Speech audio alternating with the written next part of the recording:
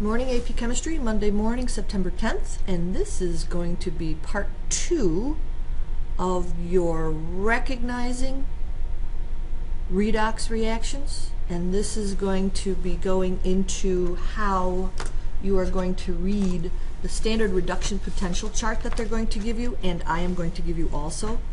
This is technically, the handout I give you is technically not the official one, but it's very similar that the rules still apply to the official handout, so it'll still be doable. So this is going to be reading the standard reduction potential chart list.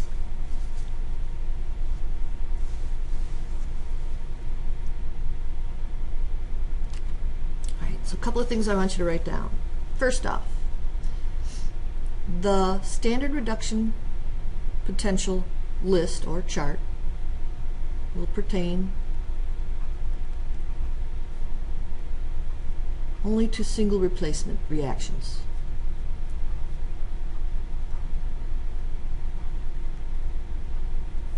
And that's your metal displacement.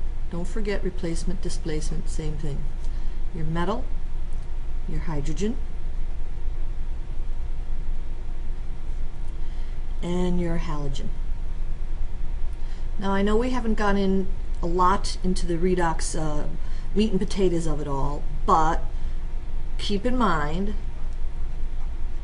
and we're going to go, next video is going to be actually balancing. Oxidized is a loss of electrons, so it's becoming more positive as you go from reactant side to the product side. And if it's oxidized, it's the reducing agent. So if it's been oxidized, it's reducing the other substance. And we will go into this again in the next video. Right now I just want to get you just the basics.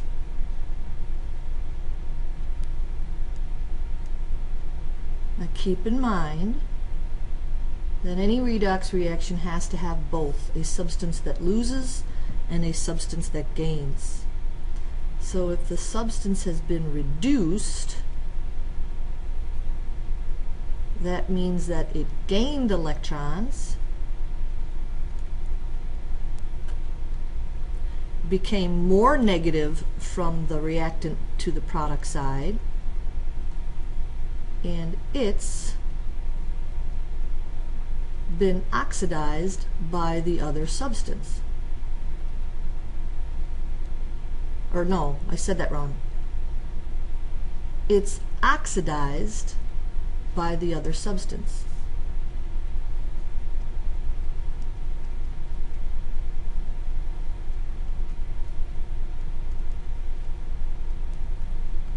So it is the oxidizing agent.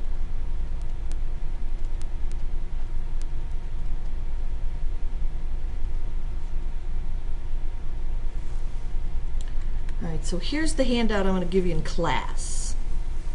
Now again, it's not the official one, but it's close enough to use the exact same reading technique as the one you get on the AP exam. Now a couple of things I want you to notice. First off, please notice that every one of these is written in the reduction half reactions. All of them.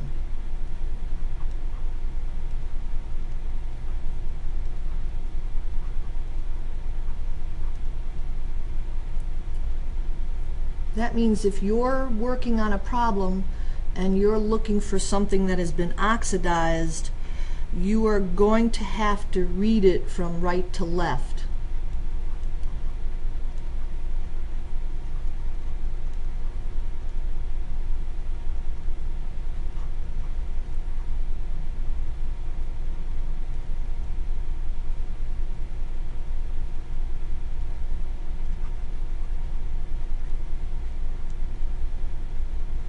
So if I'm looking at a half reaction and I want it oxidized, then the oxidized one will look like that. I'll be reading it.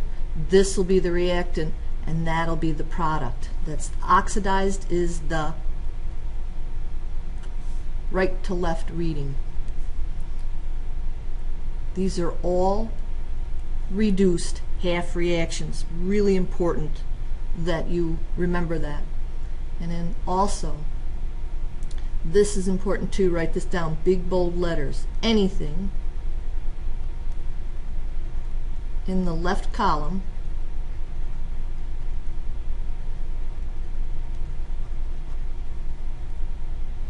can oxidize right column and down.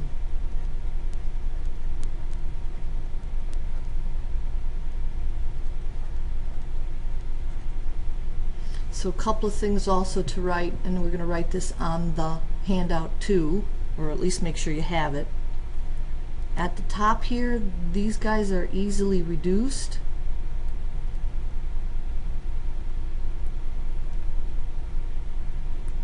And poorly oxidized.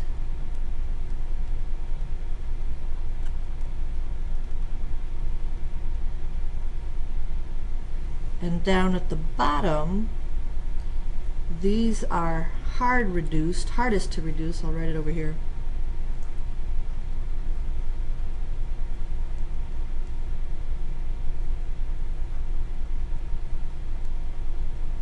And easily oxidized.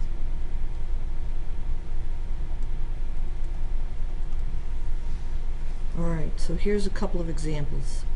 First we're going to do metal displacements. Alright, so we gave you, or I gave you a couple of examples, but I'm going to give you some more.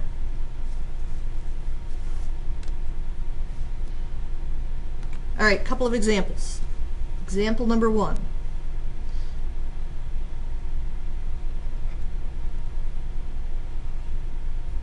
Single replacement reactions using metal replacing another metal. I assign oxidation states to the metal because it's metal displacement, so I know the chlorine's not going to play a role.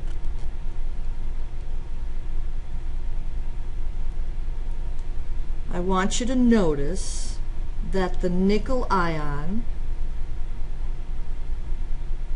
in the compound on the reactant side gets reduced.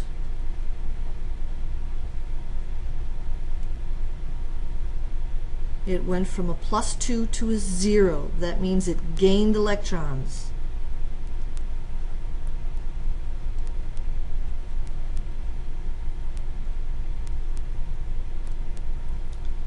That also means that since it's been reduced, the nickel ion oxidizes the copper metal on the reactant side.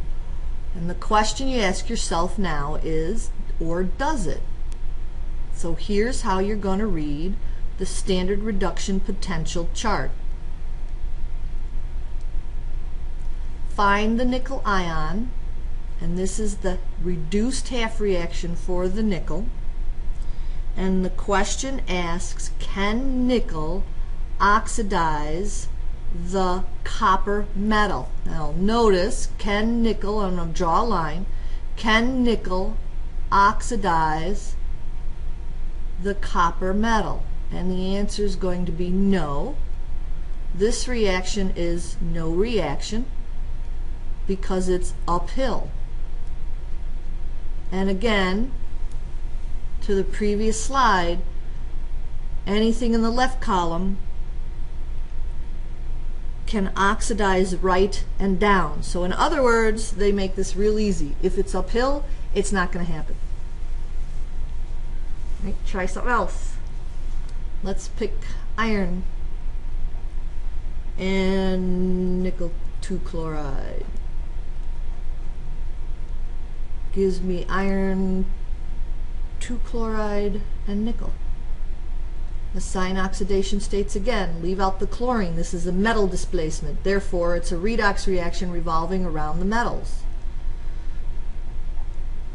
Again, notice the nickel ion gets reduced. Remember that electrons are negatively charged, so the more you gain, the more negative you become. Hence the term reduce. The actual oxidation state of nickel goes down. So the nickel is getting reduced, and the nickel oxidizes the iron. And the question is, can it?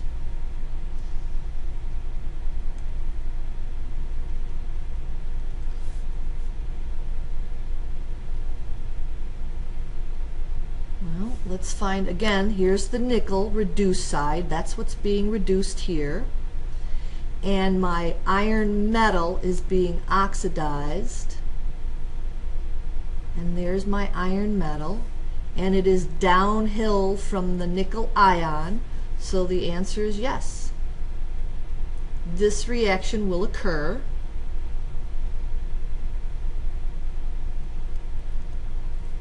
because it's downhill.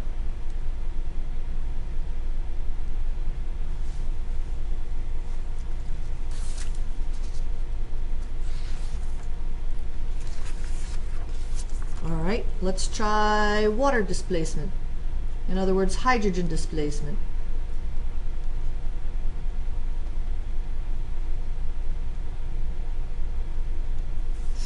Let's do two examples. Copper and water. Copper will displace one of the hydrogens. You will get copper hydroxide. Copper 2 is the more stable of the oxidation charges, so copper 2 is the most popular. You'll get copper hydroxide and water.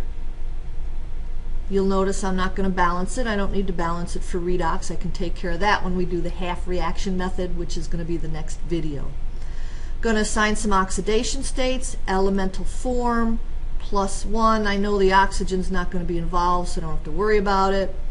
+2. Hydrogen gas in its elemental form is 0. The hydrogen in the water gets reduced. Goes from a +1 to a 0. So it gains electrons. It oxidizes the elemental copper metal. Or can it?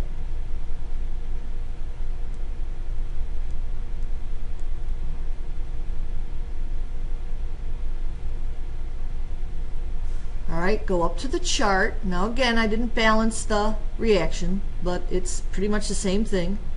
The hydrogen gets reduced, and the question is, can it oxidize the copper metal? And the answer is going to be no, it's uphill. So again, this is no reaction. This will not react. And think about it logically. How many times do you see a copper penny basically deteriorating in rain? You don't, so that makes sense. Next example. Let's try it with zinc.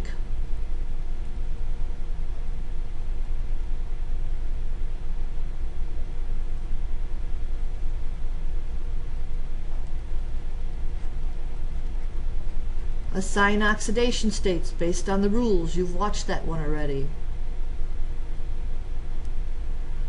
Again, the hydrogen ion gets reduced in this reaction. Alright? Meaning it gained electrons. If it gets reduced, then it is oxidizing the other substance. And again, can it? So you go back to the chart, and again, here's my reduced substance. It is being reduced in the reaction, and the question is, can it oxidize the zinc? And the answer is yes, because it is downhill. So this reaction occurs.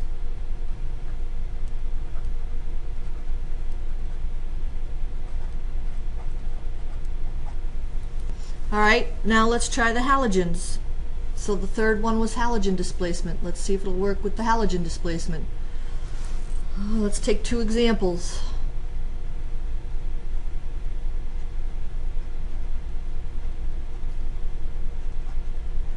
Now I made comments about the halogen displacement on the part 1. The halogen displacements are pretty easy. You don't even need the chart. You can just actually look at the periodic table.